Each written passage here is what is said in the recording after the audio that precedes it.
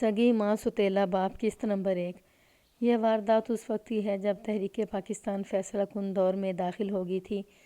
امید پیدا ہو گئی تھی کہ پاکستان بن کر ہی رہے گا۔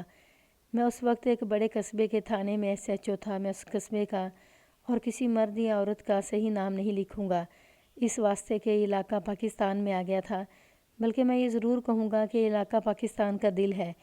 یہ میں بتا دیتا ہوں کہ علاقہ پوٹھوہار ہے۔ تحصیل اور ضلع نہیں بتاؤں گا۔ یہ بھی بتا دیتا ہوں کہ اس علاقے میں خاندانی دشمنیوں کی وجہ سے خون خرابے اور قتل بہت عام ہوتے تھے۔ اب اس علاقے کا سارا کلچر بدل گیا ہے۔ یہ تبدیلی اس واسطے آئی ہے کہ اس علاقے کے لوگ اسلامی ملکوں میں اور زیادہ لوگ انگلینڈ نوکریاں اور کاروبار کرنے کے واسطے چلے گئے ہیں۔ اب وہ پہلے والی بات نہیں رہی۔ میں جس وقت کی واردات سنانے لگا ہوں اس وقت تھانے دار اس علاقے کے تھانوں میں تعینات ہونے سے گھبراتے تھے۔ ادھر سکھوں کے دوآبے کے علاقے کا کچھ ایسا ہی حال احوال تھا۔ وہاں بھی قتل و غارت اسی طرح ہوتی تھی۔ میں اب اس علاقے کے قصبے کے تھانے کا انچارج سب انسپکٹر تھا۔ ارد گرد دیہات کا 4-4 5-5 میل کا علاقہ بھی اسی تھانے کے علاقے میں شامل تھا۔ اس قصبے میں رہنے والے مسلمان تعلیم یافتہ بھی تھے اور آسودہ حال بھی تھے، لیکن ان میں بھی دیہاتی مسلمانوں والی باتیں پائی جاتی تھیں۔ میں یہ نہیں کہہ رہا کہ قصبے کے سارے مسلمان پڑھے لکھے اور آسودہ حال تھے۔ میرا مطلب یہ ہے کہ مسلمانوں کی کچھ تعداد پڑھی لکھی اور مہذب تھی۔ ایک صبح مجھے گھر میں آ کر ایک کانسٹیبل نے اطلاع دی کہ ایک عورت اور ایک آدمی قتل کی رپورٹ لے کر آئے ہیں۔ عورت کہتی ہے کہ اس کا خاوند قتل ہو گیا ہے۔ میں بہت ہی تیزی سے تیار ہوا اور دوڑتا ہوا تھانے پہنچا۔ عورت مقتول کی بیوی تھی اور آدمی مقتول کا بھائی تھا۔ عورت نے بتایا کہ اس کا خاوند روزمرہ کی طرح صبح منہ اندھیرے کھیتوں کی طرف رفع حاجت کے لیے گیا تھا۔ صبح کی روشنی صاف ہوئی تو ایک شخص نے گھر آ کر اس عورت کو بتایا کہ اس کے خاوند کی لاش باجرے کی فصل میں پڑی ہوئی ہے اور لاش خون سے لال ہے۔ بات آگے کرنے سے پہلے میں یہ بتانا ضروری سمجھتا ہوں کہ آج کل تو قصبوں میں بھی مکان بنتے ہیں تو لوگ اٹیچ باتھ روم بناتے ہیں، یعنی کمرے کے ساتھ ہی غسل خانہ بناتے ہیں جس میں بیت الخلاء بھی ہوتا ہے۔ میں جس وقت کی واردات سنا رہا ہوں اس وقت دیہات اور قصبوں کے لوگ صبح سویرے کھیتوں میں قدرتی حاجات کے واسطے جایا کرتے تھے۔ عورتیں بھی جو پردہ نہیں کرتی تھیں صبح کھیتوں میں ہی جایا کرتی تھیں۔ مقتول بھی اسی غرض سے کھیتوں میں گیا تھا اور فصل کے اندر اس کو کسی نے قتل کر دیا۔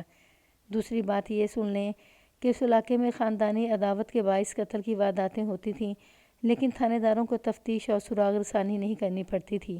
یہ اس واسطے کہ لوگ اپنے دشمنوں کو للکار کر لڑتے اور قتل کرتے تھے، اور جن کو پھانسی کی سزا ملتی تھی وہ یا علی کے نعرے لگاتے پھانسی کے تختے تک جاتے تھے۔ کچھ وارداتیں قتل کی ایسی بھی ہوتی تھیں جن کے قاتلوں میں سراغ مشکل سے ہی ملتا تھا۔ یہ واردات ایسی ہی وارداتوں میں تھی جس میں خاندانی عداوت کا سوال ہی نہیں تھا۔ اس کو ہم پولیس کی زبان میں اندھا قتل کہا کرتے تھے۔ میں نے مقتول کی بیوی اور اس کے بھائی سے وہ ساری باتیں پوچھیں جو قتل کی واردات کے سلسلے میں پوچھی جاتی ہیں۔ ہماری تفتیشی کہانیاں پڑھنے والے لوگوں کی زبانی یاد ہوگا کہ قتل کی بابت پولیس کیا کیا پوچھتی ہے۔ اس واسطے میں ساری باتیں نہیں لکھ رہا۔ یہ نوٹ کر لیں کہ کوئی خاندانی عداوت نہیں تھی، خاندان میں جائیداد وغیرہ کا کوئی جھگڑا نہیں تھا، لہٰذا قتل کا باعث معلوم کرنا میرا کام تھا۔ مقتول کی عمر 50 سال کے لگ بھگ بتائی گئی۔ مقتول کی بیوی کی عمر کا جو میں نے اندازہ لگایا وہ 35 سال تھا، لیکن اس عورت نے مجھے بتایا کہ اس کی عمر 45 سال کے لگ بھگ ہے تو مجھے حیرت ہوئی۔ وہ خوبصورت عورت تھی، اس کے چہرے پر اور ڈیل ڈول میں جوانی کی چمک دمک پوری طرح موجود تھی۔ میں نے ضروری کاغذات تحریر کروائے، مقتول کی بیوی کے نام سے FIR لکھی اور ان کے ساتھ جائے واردات کو روانہ ہو گیا۔ میرے ساتھ ایک ہیڈ کانسٹیبل اور 4 کانسٹیبل تھے۔ یہ لوگ قصبے ہی کے رہنے والے تھے، گھر دور نہیں تھا۔ ان کے محلے کے ساتھ ہی کھیت شروع ہو جاتے تھے جو بہت دور دور تک گئے ہوئے تھے۔ آگے علاقہ بنجر اور ویران تھا اور وہاں کھڈ اور نالے وغیرہ تھے۔ وہ ساون بھادوں کی برسات کے دن تھے۔ مجھے اس کھیت تک لے گئے جس کے اندر لاش پڑی ہوئی تھی۔ یہ باجرے کی فصل تھی جو اوسط درجہ قد کے آدمی سے چند اونچی نیچی تھی۔ کھیت کے ارد گرد بے شمار لوگ کھڑے تھے۔ اس علاقے کا نمبردار بھی وہاں موجود تھا جس نے عادت اور فطرت کے مطابق رکوع کی پوزیشن میں جا کر میرا استقبال کیا۔ پھر وہ مجھے فصل کے اندر لے گیا۔ لاش فصل کے اندر پیٹ کے بل پڑی ہوئی تھی، یعنی اس کی پیٹھ اوپر تھی، دونوں ٹانگیں پھیلی ہوئی تھیں، ایک بازو لاش کے نیچے اور دوسرا کندھے کی لائن میں پھیلا ہوا تھا۔ عجب چیز یہ دیکھی کہ ایک چاقو لاش کی پیٹھ میں اترا ہوا تھا، چاقو کا دستہ صرف باہر تھا، اس کا پورا بلیڈ مقتول کی پیٹھ کے اندر گیا ہوا تھا۔ اس سے مجھے یہ پکا خیال آیا کہ قاتل اناڑی اور کم عقل ہے۔ قاتلوں کی نفسیات صرف پولیس والے سمجھتے ہیں۔ چاقو مقتول کے جسم میں چھوڑ جانے سے صاف پتہ لگتا تھا کہ اس نے مقتول کو چاقو مارے۔ اس کا خون دیکھ کر حوصلہ ٹوٹ گیا اور اس پر ایسا خوف سوار ہوا کہ اس نے آلہ قتل وہیں چھوڑا اور بھاگ گیا۔ یہ نوٹ کر لیں کہ یہ کوئی بڑا چاقو نہیں تھا، یعنی وہ ویسا چاقو نہیں تھا جیسے غنڈے بدماش یا اکثر لوگ اپنی حفاظت کے لیے اپنے پاس رکھا کرتے تھے۔ یہ 7 انچ سے ذرا ہی لمبا بڑا خوبصورت چاقو تھا جس کا دستہ ہاتھی دانت کا بنا ہوا تھا اور اوپر رنگین پھول کنندہ کیے ہوئے تھے۔ یہ کسی شوقین مزاج آدمی کا چاقو تھا۔ چاقو کے دستے پر قاتل کی انگلیوں کے نشانات کی موجودگی ضروری تھی۔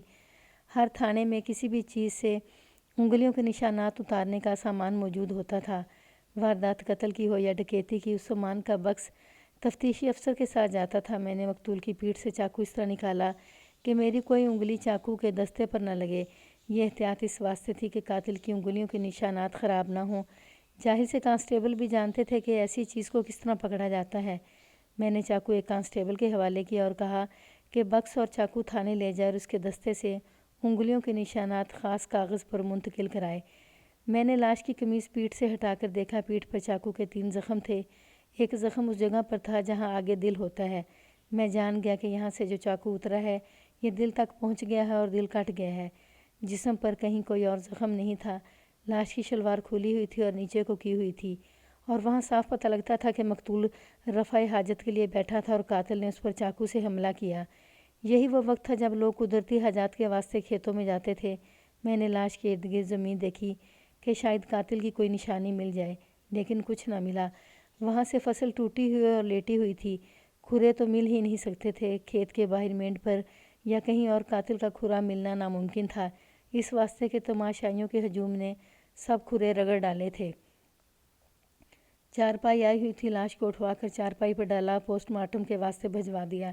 قصبے میں سرکاری ہسپتال تھا جس کا پوسٹ مارٹم ڈاکٹر کیا کرتا تھا۔ یہ تھانے سے دور کا کوئی گاؤں نہیں تھا کہ میں وہیں بیٹھ کر تفتیش کرتا۔ قصبے کی واردات تھی اور تھانہ قریب ہی تھا۔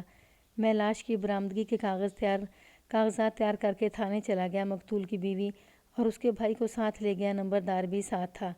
اندر کی باتیں تو مجھے نمبردار نے بتانی تھی۔ میں نے سوچا کہ پہلے مقتول کی بیوی سے پوچھ گچھ کر لوں۔ اس وقت بیوی کی جذباتی حالت بہت بری تھی۔ سسکیاں اور ہچکیاں لے لے کر روتی تھی اور بات ذرا مشکل سے ہی کرتی تھی۔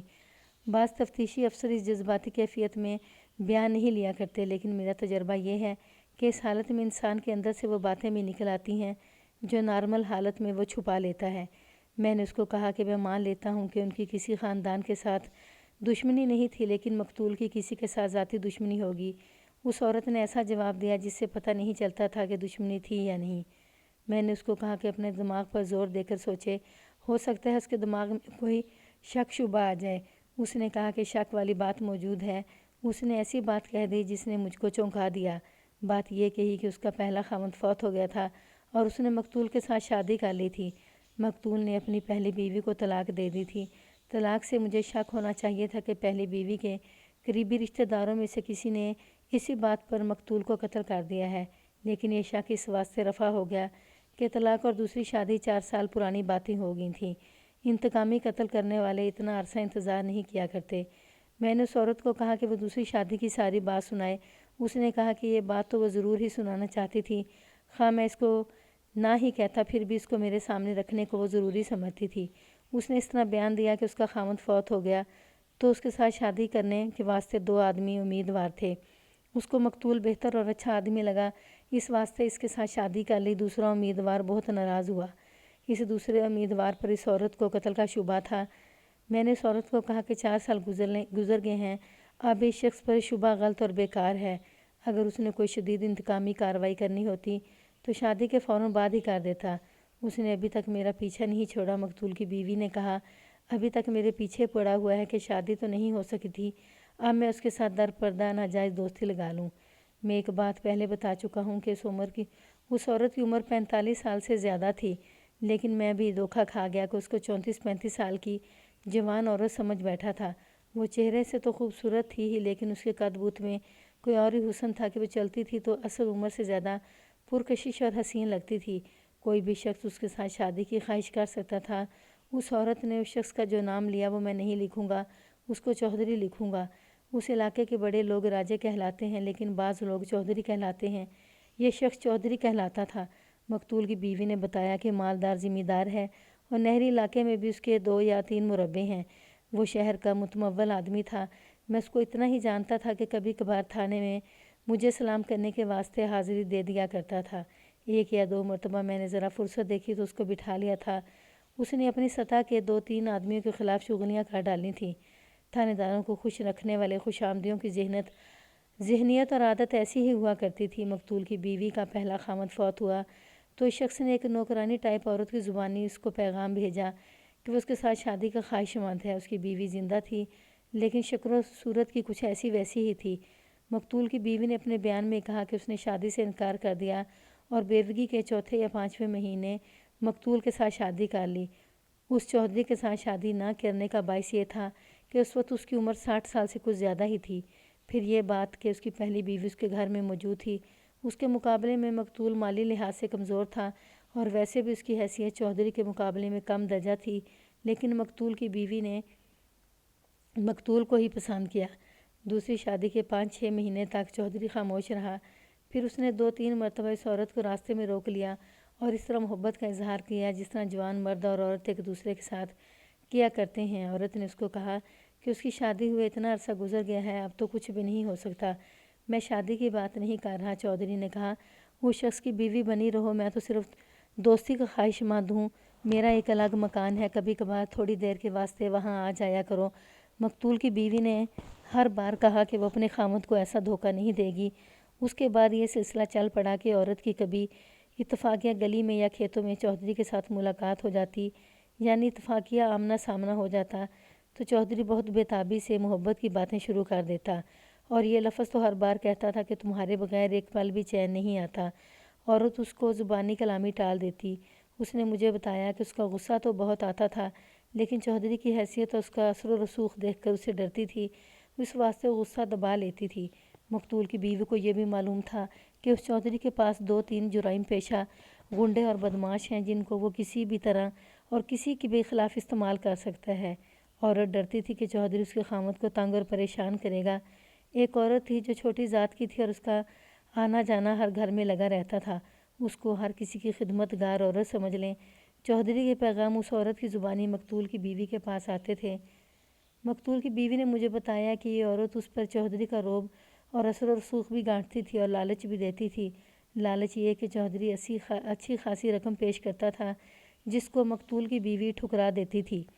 میں نے مقتول کی بیوی سے پوچھا کہ اس نے اپنے خاوند کو بتایا تھا کہ چودھری اس پر بری نظر رکھتا ہے اور یہ حرکتیں اور باتیں بھی کرتا ہے۔ اس نے وہی جواب دیا کہ وہ خاوند کو اس ڈر سے نہیں بتاتی تھی کہ چودھری اس کے ساتھ بہت برا سلوک کرے گا اور ان کی کوئی نہیں سنے گا۔ مقتول کی بیوی نے اسے آگے اپنا بیان ان لفظوں میں دیا کہ 1.5-2 سال چودھری اس پر جال پھینکتا رہا اور اس کی بھیجی ہوئی عورت مقتول کی بیوی کو قائل کرنے کی کوشش کرتی رہی، لیکن مقتول کی بیوی نے کوئی اثر قبول نہ کیا، نہ کسی لالچ میں آئی۔ پھر چودھری کو اللہ تعالیٰ نے یہ ایک جھٹکا دیا کہ اس کے جوان بیٹے کو ہیضہ ہو گیا اور 4-5 دن بیمار رہ کر مر گیا۔ بیٹے کی عمر 17-18 سال تھی۔ شاید اس صدمے کا اثر تھا کہ اگلے 1.5-2 سال چودھری چپ ہو گیا اور مقتول کی بیوی نے اللہ کا شکر ادا کیا کہ چودھری کی توجہ اس سے ہٹ گئی ہے۔ اتنا عرصہ چودھری کے پیغام لانے والی وہ کامی عورت بھی مقتول کی بیوی کے پاس نہ آئی۔ قتل کی واردات سے 5-6 مہینے پہلے چودھری کو مقتول کی بیوی کا پھر محبت کا دورہ پڑ گیا۔